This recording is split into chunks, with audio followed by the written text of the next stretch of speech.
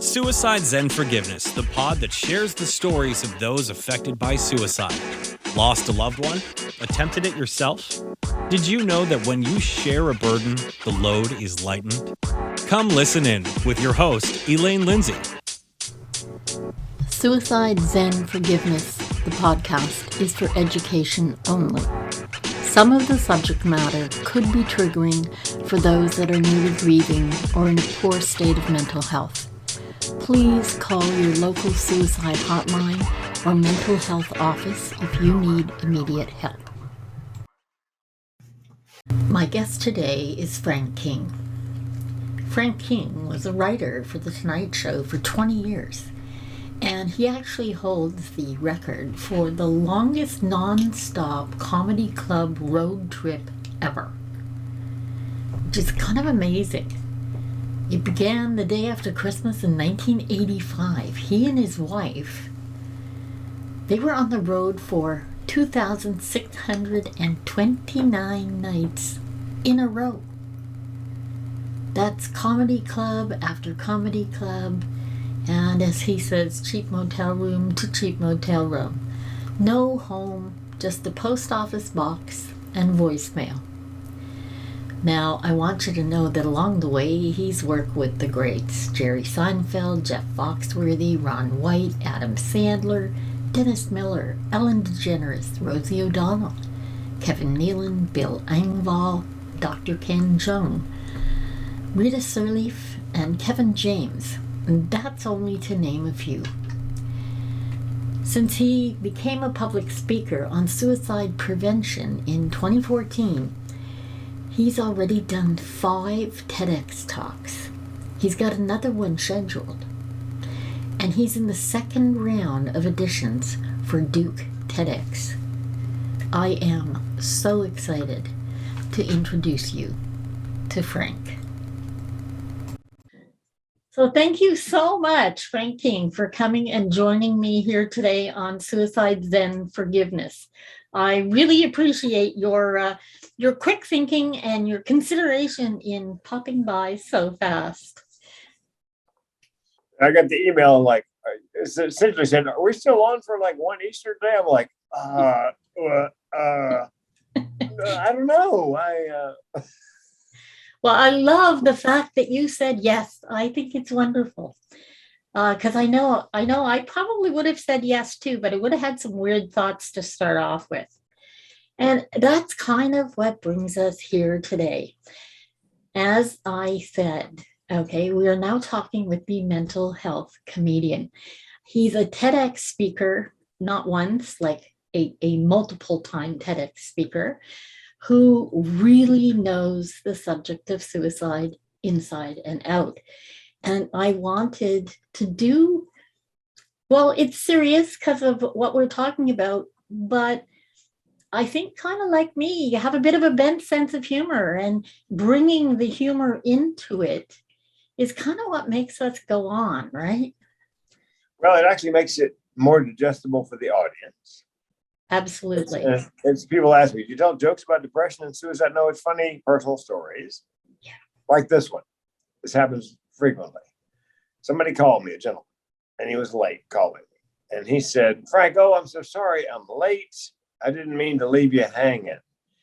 And I said, "You want to rephrase that?" And he was horrified. I go, "Man, relax. I couldn't let it go by." So that's where the humor is, funny personal stories.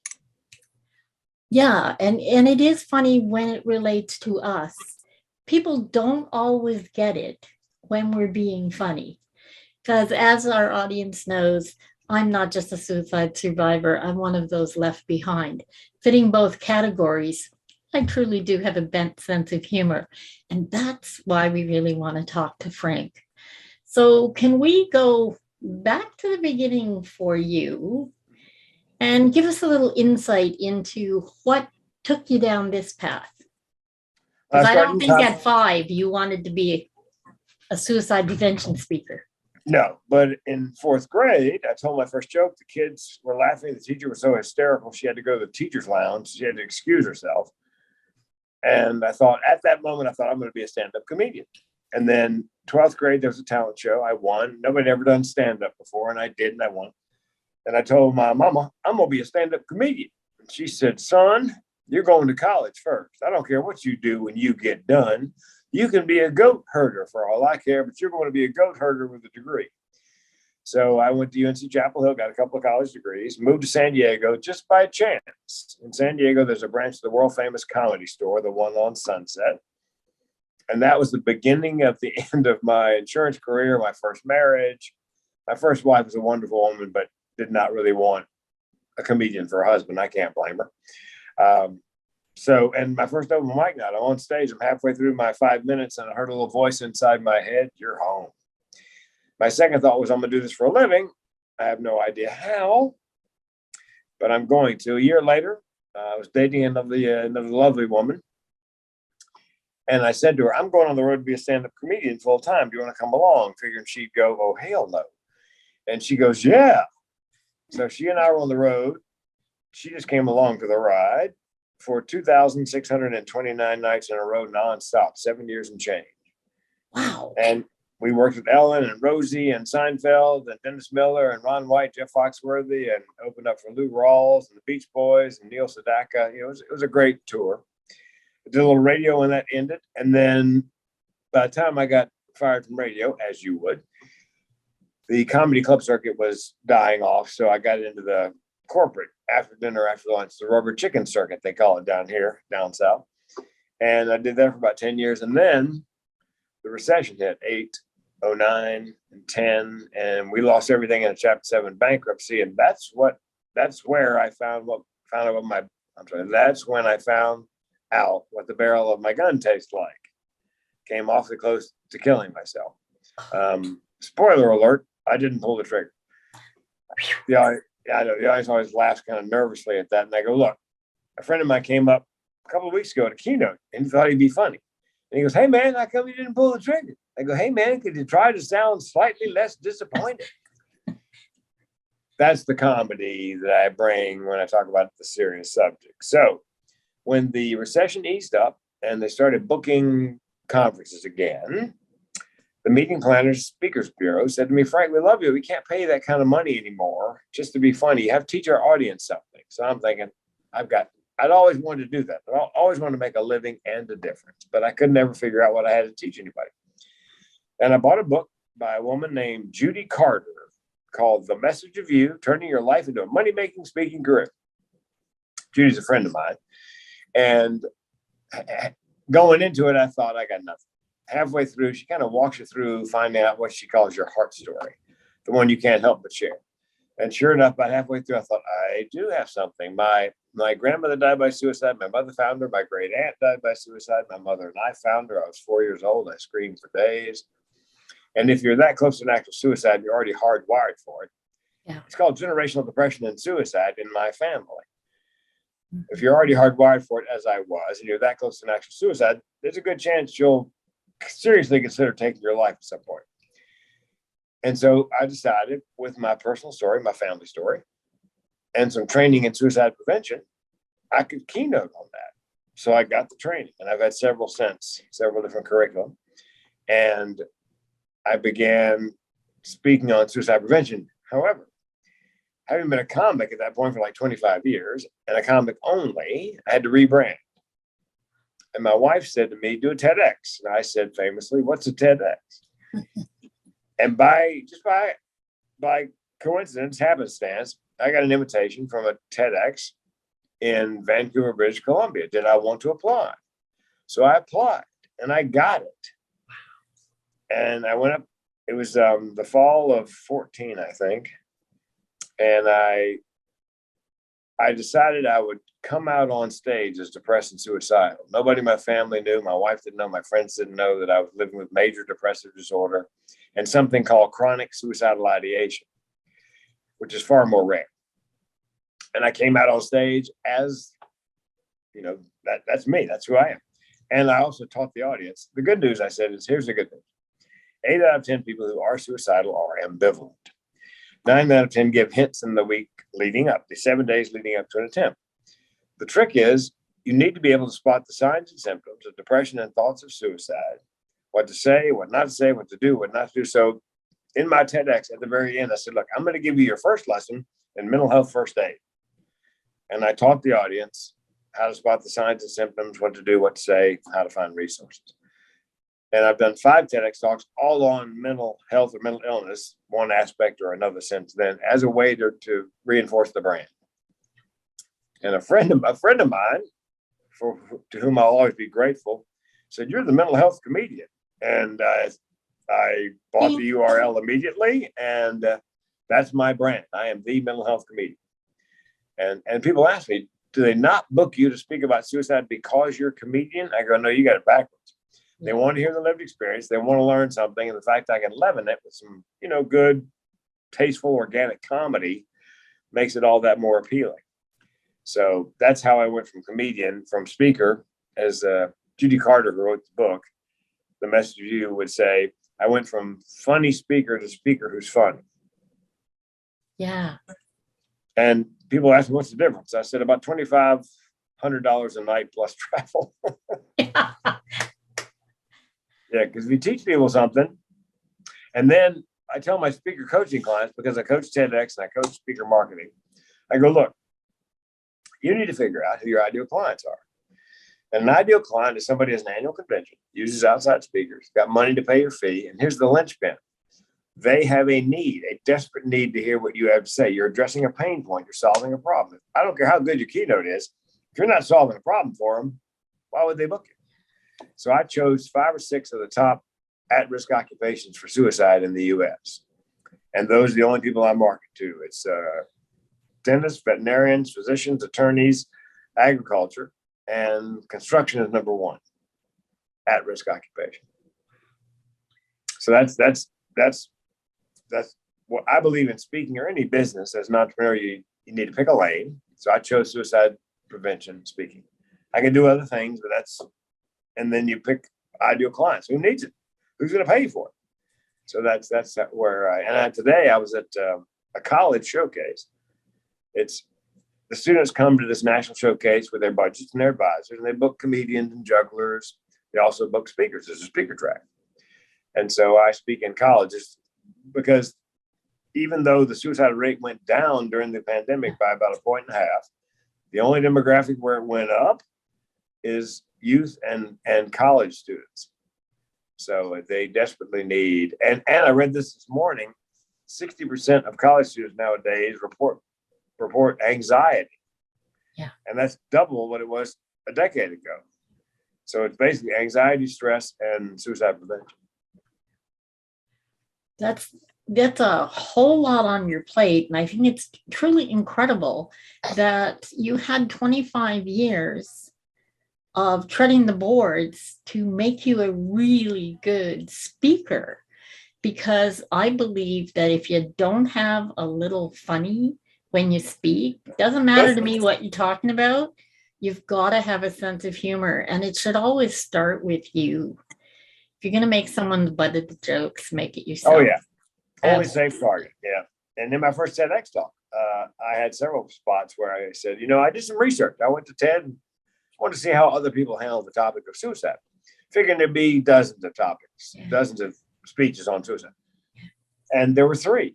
Yeah. 3. And then it hit me. Well, duh. If you're really good at suicide, chances are you're not going to be recording a TEDx. That was my first joke. And they're like, that's funny. It is. And we're really glad that you weren't really good at it, because I'd be chatting with myself today. That is correct. Yeah, I am delighted to still be here. It's odd, I think, a little ironic that by coming that close to ending my life, I realized what my life's purpose was. Because this is my passion and my purpose. Absolutely. I want to go into the suicidal ideation as sort of a life piece, because that's not something people talk about a lot. It's not something we hear an awful lot. And in all honesty, it's why I looked for you. Well, and I spoke at a Speakers and Entrepreneurs Conference last week in Texas.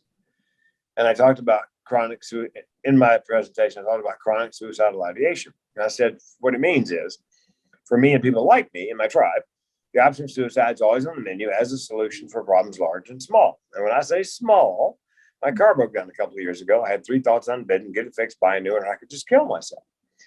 And I said the upside of sharing that story, because that's really why people hire me, to bring me in to start the conversation. Because once I start it, once I'm vulnerable on stage, it gives other people permission.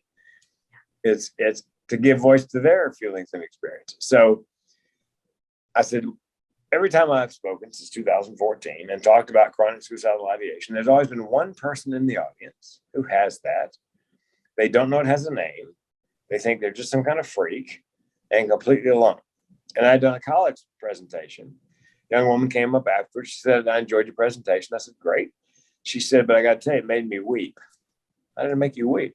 She goes, you know your story about the car, get it fixed, buy a new one, or kill yourself. I've been having those thoughts all my life. I did not know that had a name. I thought I was just some kind of freak and completely alone. And when I heard you say that out loud, I realized for the first time in my life that I am not alone, and I wept. Now, fast forward, last week, I told that story. At least one person in the audience, every time since 2014. I sit back down, and at a break, a young woman came over and grabbed my arm or touched my arm, and she goes, I'm the one.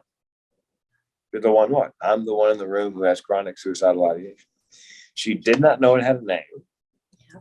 But the odd thing is she has it and her mother has it. So unlike anybody I've ever met, she assumed everybody thought that way. She assumed the reverse, that that's just the way people think. I said, no. But so she wasn't discomfited. She didn't feel like a freak. She just figured everybody thought that way. Yeah, doesn't everybody do that? So anyway, but every time I've spoken, what I tell mental health speakers is you do your 45 minutes, you do general Q&A. And I always tell the audience, look, if you have something you want to talk about, you don't want to talk about in front of everybody, like, hey, I'm crazy, can you help me? I'll stick around another half an hour or whatever, however long it takes to talk to anybody who wants to chat afterwards. And there's usually a line of people that want to share a story, oftentimes things they've never told anybody else. Uh-huh.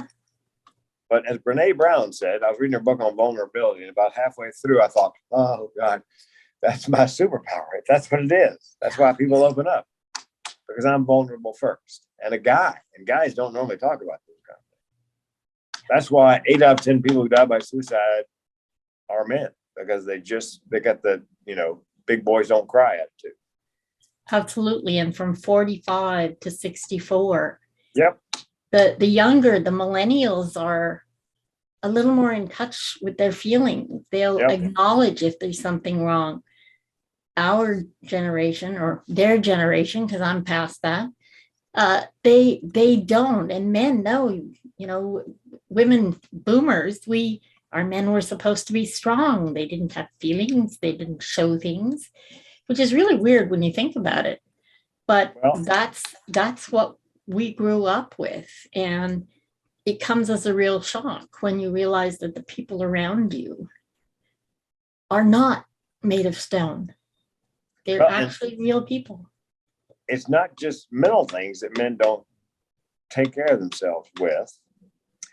They wait too long when they have a lump in their testicle. They wait too long or don't have a colonoscopy or don't have a PSA test. I mean, colon cancer and prostate cancer are eminently curable if you catch it early.